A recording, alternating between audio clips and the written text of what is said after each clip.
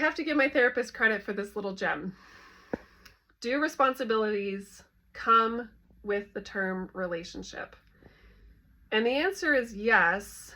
However, our perspective of what responsibility means matters, because if you are in a relationship, and if your mind immediately goes to romantic, I'm going to encourage you to hold that thought for a second, because this is going to apply to any kind of relationship you have.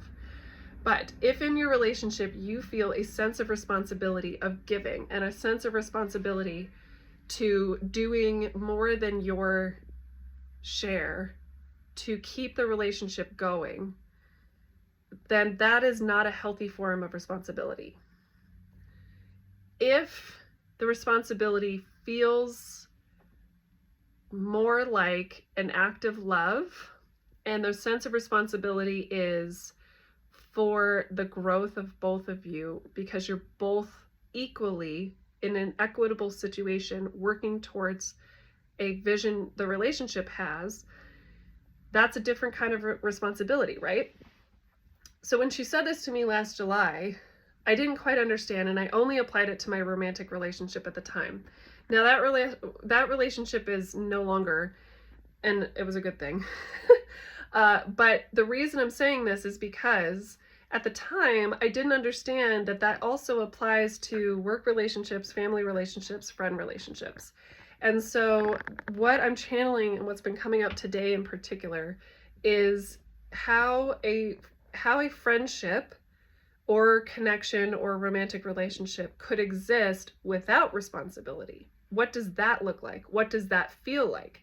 Well, you can't necessarily have that experience or know unless you give yourself the space to evaluate it. So first you have to ask yourself, are you giving yourself the space, the time, the energy to really come back and give an inventory of what's going on around you? Are you really evaluating the people in your life, why they're there, how long they've been there? Do you have a responsibility to them because they've been around for so long? Do you both have a vision for where that friendship's going to go? Is it equitable? Like really doing an inventory of what is around you. And by going through that process, you're going to learn a few things. And I can say this from experience. As you do the inventory, your heart's going to tell you, it knows. It knows. Your inventory is going to tell you, and your heart is going to tell you which ones need to stay and which ones need to go. And you need to trust it, because that's trusting your intuition. The second thing I'm going to say is, as you do the inventory, the idea is not to go in with a machete and take everything out. You know, like a leaf blower and just like, that's not the goal. The goal is, are these connections helping you grow you and the relationship itself? Because every connection is meant to teach us something.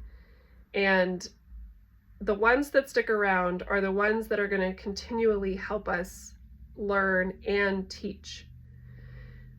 You're teaching someone else and they're teaching you, and it's an equitable exchange of wisdom. If there isn't a vision for the friendship, and if there isn't a purpose really, then why is that relationship taking up time and energy in your life? Why do you feel a sense of responsibility towards it? And it's just a matter of getting curious. Get curious about these connections in your life. Get curious with these romantic patterns that you have and maybe toxic cycles. The reason I say this is because sometimes we get caught up in these toxic cycles and we're like, how did we get into it? And we love as humans to point the finger at everyone else but ourselves. But when you do that, and I remember this as a kid, is like when you point the finger, you've got 3 more pointing right back at you. So you have to be willing to say, okay, well, rather than just focusing on what they did wrong, it's not about who did what wrong. And it's not a place of blame, because you don't want to blame yourself either, because that's not the point. It's not about blaming. It's not placing blame. It's not about placing what went wrong as that person's fault. It's about holding yourself to a standard based on your values. What do you hold as a value for yourself? And if that is that important to you, are you still maintaining it in those connections, in those relationships, at that job? If it's asking you to sacrifice that value or look the other way, then there's something off about that. And if you want to keep that connection going, then it's up to you to communicate that value to that person. But wait for those conversations until your inventory is complete. Because as you take inventory, you recognize where are there holes in the different areas of my life? Where would I like to make space for something new to be put on the shelf? And if I do want someone new to show up in that space, whether it's friendship or community or connections, networks, romantic, whatever, what do I want that person to look like? What attributes do I want them to have? What's important to me that I will value in another person? It's not to say you want to build an echo chamber and all of you harping on the same things. It's about what is the core value? Is it that they make me think, they make me question, they make me try new things, they stretch my comfort zone, you want those in your life. And if you're finding that the things on the shelf don't do that, can you really say that you're growing? Can you really say that you're expanding as a human being or getting to where you want to go? Are they supporting that process? Not just like, oh yeah, that's nice. Are they pushing you in a positive way? Are you getting reinforcement? Are you getting a fresh perspective so that you can adapt and grow and reach that goal you have for yourself? So the inventory in and of itself is just an exercise in getting curious about you, getting curious about the people around you and their influence on your daily choices, on your daily habits. And can you adapt? Can you clarify? Can you clear out what isn't working so that it makes space for things that do work? And you'll find, and what I have found is, number one, more mental space. My day is taken up with so much of just me and my kids. So what space was being taken up by all of these other things that I didn't want taking up that space? Well, if it was taking up that space, then that means I wasn't giving it to myself.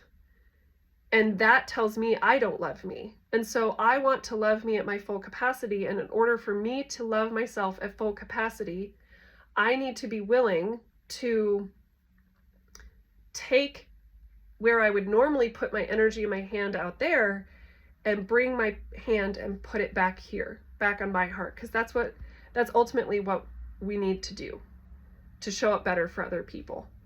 And so now I feel more confident now that I've done inventory. I'm not complete with the process. I'm sort of in the midst of it now. But as I come to completion in this process, I feel more abundant in time.